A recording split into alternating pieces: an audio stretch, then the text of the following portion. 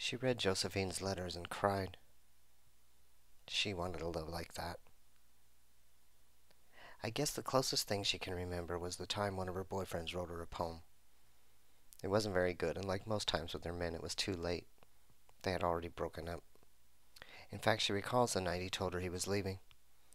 How those words like briars tugged at her, from her heart moving outward, slowly scraping at her flesh and not stopping until it reached the tips of all her extremities. So clear he was that night.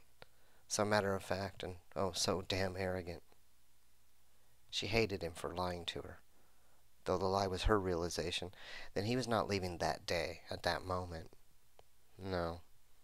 He had been gone for months. We could have been lovers, her and I, if not for the timing of life getting in the way. We've spent most of the days we've known each other either falling or healing, but always at separate stages and never with one another. We've never discussed it, never acted upon it, though it does seem to lurk just below the surface with us. You can see it in the hugs that sometimes last longer than a friend's should. It's evident in the jealous glare of her latest auditioner. It shows up in our late-night calls and the unannounced visits she's so famous for. We double-dated one time and spent the entire evening talking to each other. Sat next to each other at dinner and pretty much lost track of the two unlucky people we were supposed to be out with. It was sad for them, yet she and I often laugh about it even now. It's kind of strange the way she never notices it, the way I look at her, the way I'm always there for her, how I just seem to never have plans when she calls, how I take care of her when she's sick, or as too often the case, the way I hold her hair when she's had too much to drink. I remember last winter, she stopped by one very cold night. I remember this night for two reasons. Not because of the freezing temperature, but because when she walked through my door, the crisp, cold, clean winter air didn't really follow her in. It attached itself to her.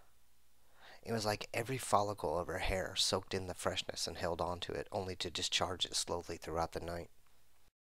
Like little time-release scent capsules of awakening and affirmation. To this day, it still lingers in my mind.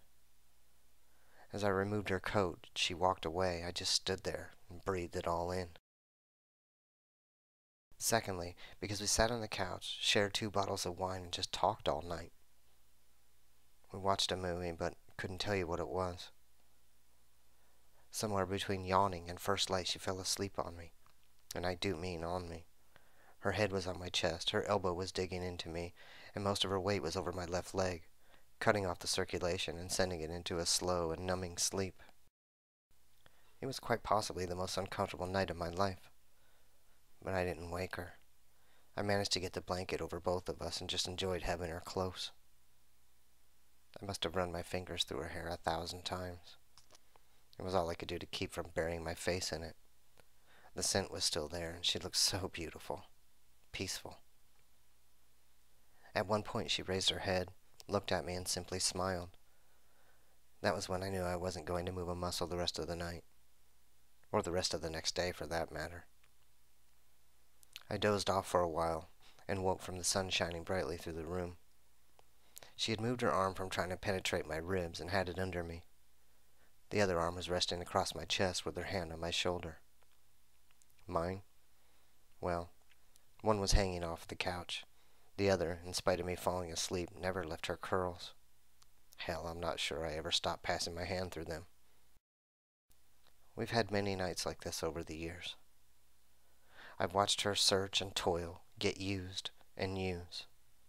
I've held her when she's cried, laughed at and with her. I miss her when she's away, and I've rescued her several times. And through all of this, I can tell you, she is amazing. Except for the fact she can't see. She already has a love like that.